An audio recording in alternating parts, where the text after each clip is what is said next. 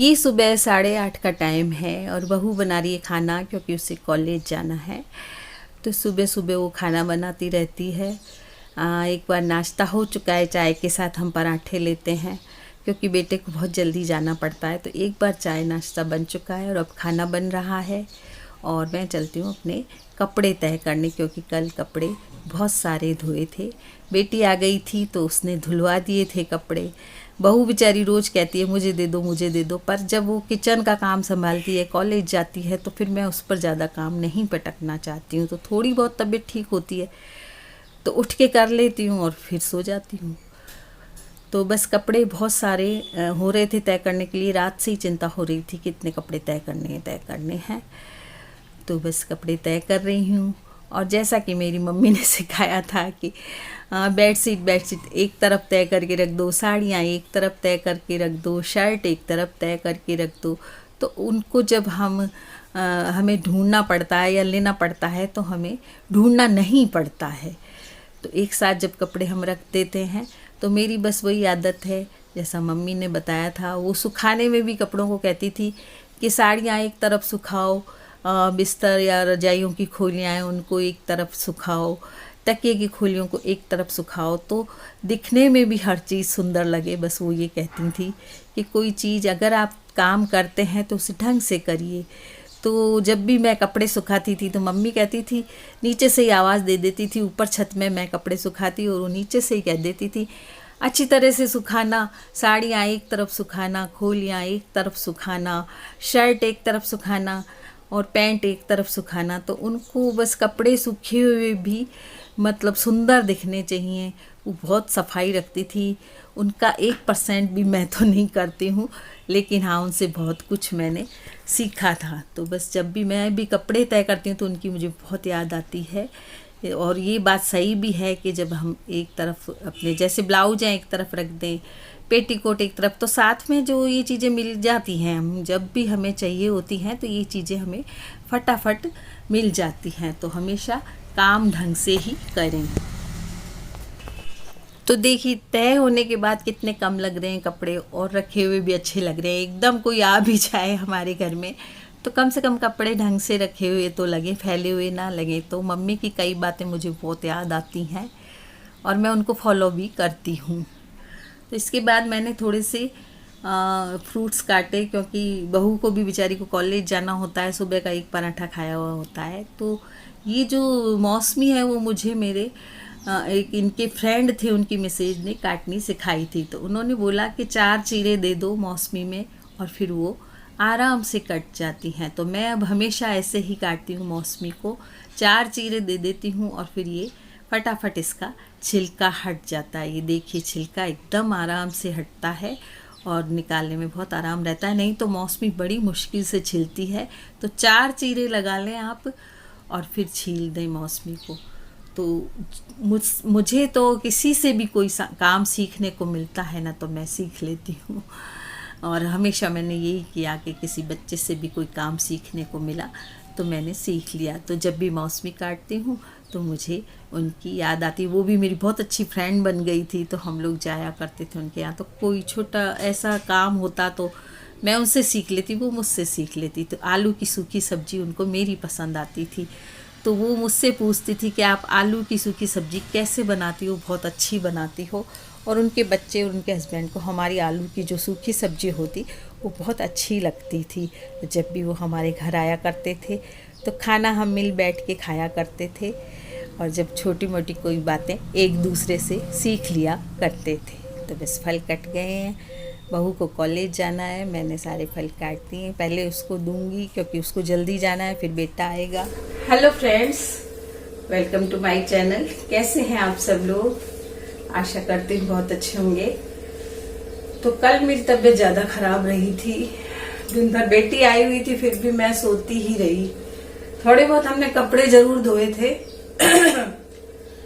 बहू चली गई थी कॉलेज, बेचारी खाना वाना बना के जाती है। तो फिर हमने सोचा हम कपड़े धो लेते हैं। मेरे कपड़े बहुत इकट्ठे हो रहे थे और कल बुधवार था, फिर आज बृहस्पतिवार आना था तो कपड़े धुलने नहीं थे। तो बेटी बोली मम्मी मैं धुला देती हूँ कपड़े। मैंने उसको बहुत मना किया कि बेटी एक दिन के लिए आती है, तेरे से काम नहीं करवाऊंगी मैं।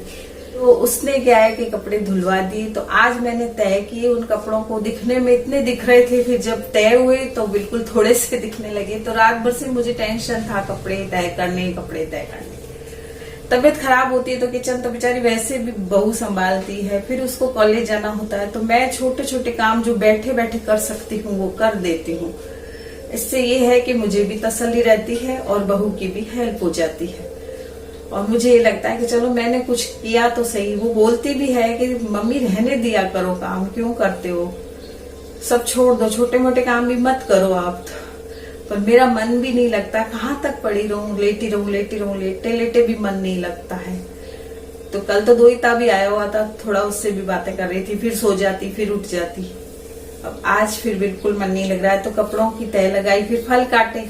बहू कॉलेज जाती है तो सुबह एक पराठा खाया हुआ रहता है, तो फिर मैं उनको फल काट के दे देती हूँ। कभी तो वो काट लेती है, कभी मैं काट के दे देती हूँ। फिर बेटा भी आता है तो वो भी फल लेके गया। हम चारों ने मतलब फल लिए, पहले बहू को दिए, इनको दिए, फिर बेटा आया, मैंने लिए, और अब दोनों वो तो गए।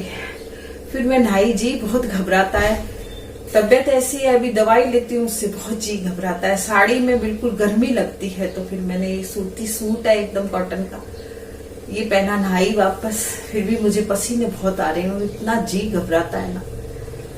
तो थोड़ा सा उठी हूँ, जब नहा लेती हूँ तो थोड़ा ऐसा लगता है कि ठीक हूँ। अब इनके भी पथरी हो गई तो वो भी मुझे टेंशन हो गया। वैसे तो होम्योपैथी दवाई ले रहे हैं ये, और ऐसा लग रहा है कि निकल रही है, पर पूरी जब निकल जाएगी तभी मेरा टेंशन मिटेगा। तो अभी किचन में आई हूँ तो मैं सोचती हूँ कोई छोटा मोटा काम कर दूँ। तो धनिये पड़े, साबुत धनिये होते हैं ना, वही, जैसा कि मैं हमेशा इनको घर में ही पीसती हूँ। थोड़ा दरदरा पसंद है हम लोगों को, तो ये पीस दूंगी अभी। तो कुछ बहू को भी हेल्प हो जाती है और मेरा मन भी लग जाता है। खाना सारा बना के गई है। सुबह मैं उसको बोलती हूँ बिल्कुल सिंपल खाना बना ले, एक सब्जी बना ले और रोटी बना ले, बस इतना ही टाइम होता है। वैसे तो हम लोग बहुत जल्दी उठते हैं, तो सुबह का नाश्ता भी बन जाता है, खाना भी बन जाता है। 9 बजे वो बिल्कुल फ्री हो जाती है और तैयार होके बैठी रहती है कि कब कॉलेज का टाइम हो और कब जाए। तो इतना टाइम होता है। तो रोटी हमारे 8-10 से ज्यादा रोटी लगती नहीं है, तो बहुत कम रोटी बनती है हमारे यहाँ। तो बस 8-10 रोटी बनाई उसने, और सब्जी बना देती है। एक सब्जी बनवा लेती हूँ मैं सुबह, फिर शाम को तो हम चलो दाल चावल बना ले या सब्जी बना ले, रोटी बना ले, ऐसे कर लेते हैं। सुबह में बिल्कुल हल्का सा खाना बनवा लेती हूँ। साथ में हम जैसे दही हुआ, रायता वायता बना लेते हैं, या फिर कोई कचौड़ी समोसे या फिर भुजिया वगैरह मंगा लेते हैं, तो फिर खाना वैसे ही हो जाता है।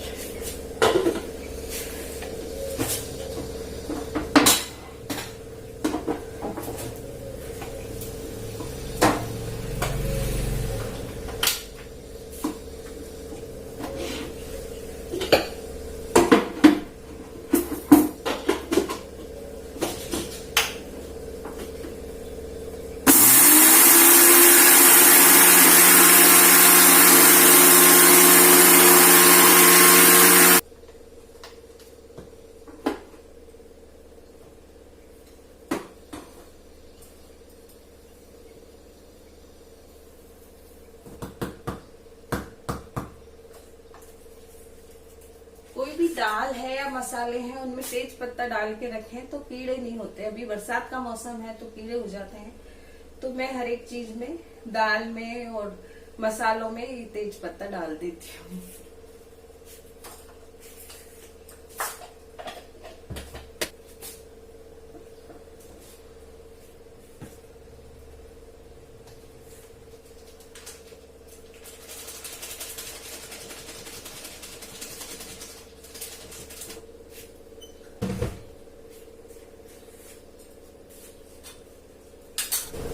डॉक्टर ने बोला है कि हर 2 घंटे में कुछ ना कुछ खाते रहें। तो सुबह पराठा ले लेती हूँ, उसके बाद फिर जब 2-3 घंटे हो जाते हैं इस टाइम, तो जी एकदम घबराने लगता है मेरा। तो फिर हमने फ्रूट लिए, तो ऐसे जब थोड़ा सा खा लेती हूँ तो फिर उठ जाती हूँ। अभी फ्रूट लिए तो फिर उठ गई, और अब फिर थोड़ी देर में ऐसा होगा कि जी घबराने लगेगा, फिर लेट जाऊंगी। तो जो थोड़ा सा कुछ खा लेती हूँ ना, तो फिर वो उठने का ताकत आ जाती है। तो जिनको भी डायबिटीज है उनको मेरे डॉक्टर ने तो यही कहा है कि 2-2 घंटे में कुछ ना कुछ लेते रहें। तो अभी मैं चाय लूंगी, फ्रूट लिए थोड़ी देर हो गई है, तो मैं चाय बनाऊंगी, इससे मेरा थोड़ा जी घबराना सही हो जाता है। ऐसे छोटे छोटे काम तो मेरे हो ही गए हैं। जैसे हल्दी रही थी भरनी, पैकेट पड़ा था हल्दी का, वो भर दिया, धनिये भर दिए। ऐसे छोटे छोटे कोई काम दिखते हैं मुझे, तो उसको भी बेचारी को टाइम नहीं है, तो उसको भी भरा मिलता है कोई चीज, तो वो भी बेचारी करती है। नहीं करती हूँ मैं तो फिर वो ही करती है सब, और जब मैं उठ जाती हूँ तो थोड़ा मैं कर लेती हूँ।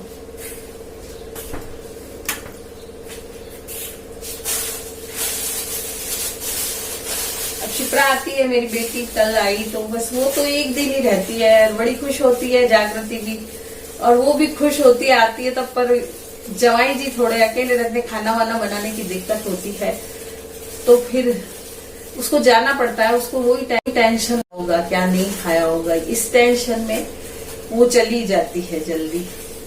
मेरी तो तबीयत खराब थी, दोनों जनी बातें कर रही। तो मेरे काम हो चुके हैं और अभी मैं खाली बैठी थी और थोड़ी तबीयत भी ठीक है। तो एक कमेंट कल आया था मेरे, उसमें उन्होंने पूछा था, अनीता नाम है क्या है, मैं नाम भूल गई। उन्होंने पूछा था कि श्राद्ध के बारे में पूछा था उन्होंने, कि वो लोग 3 भाई हैं जैसे, तो अलग अलग श्राद्ध करें क्या? वो 3 भाई हैं तो वो अलग श्राद्ध करें या एक साथ करें, या अलग अलग दीपक जलाएं क्या अमावस के दिन जब श्राद्ध खत्म करें? तो बेटा, मुझे जहां तक नॉलेज है वहां तक मैं बताऊंगी कि अगर आप लोग अलग अलग रहते हैं, अलग रसोई बोल रही हैं वो, कि अलग रसोई है सबकी, और मकान आपके दूर दूर हैं, तो फिर अलग अलग करना चाहिए। क्योंकि जितना भी श्राद्ध में हम जितने लोगों को भी खाना खिलाते हैं तो ज्यादा अच्छा माना जाता है कि जितने ब्राह्मण खाना खा लें उतना ज्यादा ही अच्छा माना जाता है। और सभी पूर्वजों का आशीर्वाद लेना चाहते हैं, सब बेटे यही चाहते हैं कि हमें पूर्वजों का या हमारे जो माता पिता हैं उनका आशीर्वाद मिले। तो अलग अलग कर लें श्राद्ध। और यदि एक ही जगह रहते हैं, जैसे पास पास में रहते हैं और अच्छे संबंध है, अगर अच्छे संबंध हैं तो आप एक साथ श्राद्ध भी कर सकते हैं। सभी लोग पैसे मिला लें, अपने जितना भी खर्चा आता है उसमें से आप 3 हिस्से कर लें। उस खर्चे के जो भी आपका खर्चा लगता है उसका 3 हिस्सा कर लें, और आप श्राद्ध एक साथ भी कर सकते हैं। और यदि अलग अलग रहते हैं, दूर दूर रहते हैं, और कई जगह ऐसा होता है कि बनती भी नहीं है, कई देरानी जेठानियों में नहीं बनती, या भाइयों में नहीं बनती, या किसी में नहीं बनती है, तो आप अलग अलग श्राद्ध कर लीजिए, इसमें कोई बुरी बात नहीं है। अलग अलग ब्राह्मण खाना खिला दीजिए, अलग घर है तो अलग दीपक जला दीजिए। तो मुझे तो इतनी ही नॉलेज है, जितनी मुझे नॉलेज है मैं आपको बता रही हूँ। तो बस यही कहना था मुझे कि आपने जो सवाल मुझसे पूछा, और बहुत अच्छा भी लगा कि मुझसे सलाह ली आपने। तो मुझे तो इतना ही मालूम है, माता पिता का श्राद्ध है तो उसमें बेटी तो आएगी नहीं, तो हमारे माता पिता का जी दुख पाएगा। तो बहन है, बेटियां हैं, उनकी बेटियां हैं, भांजियां हैं, उन लोगों को बुलाइए। तो जो पूर्वजों की आत्मा है वो बहुत खुश रहेगी। इतना ही मुझे तो इतना ही ज्ञान है जो मैं आपको बता रही हूँ। तो अपनी बहन बेटियों को जरूर खिलाएं, ब्राह्मण को खिला दें, ब्राह्मणी को खिला दें। इस तरह से आप अगर अलग अलग हैं तो अलग श्राद्ध कर सकते हैं, और अगर साथ में है तो साथ में मिलजुल कर करना चाहें तो साथ में एक मकान पे बड़े भाई के घर पे कर सकते हैं आप श्राद्ध। तो आज के ब्लॉग में इतना ही कहूंगी दोस्तों। तबीयत खराब है तो थोड़ा बहुत बना देती हूँ ब्लॉग आप लोगों के लिए, क्योंकि आपको इंतजार रहता है मेरे ब्लॉग का। छोटा सा ब्लॉग बनाया है मैंने आपके लिए। अगर आपको अच्छा लगे तो लाइक कीजिए, शेयर कीजिए और मेरे चैनल को सब्सक्राइब कीजिए।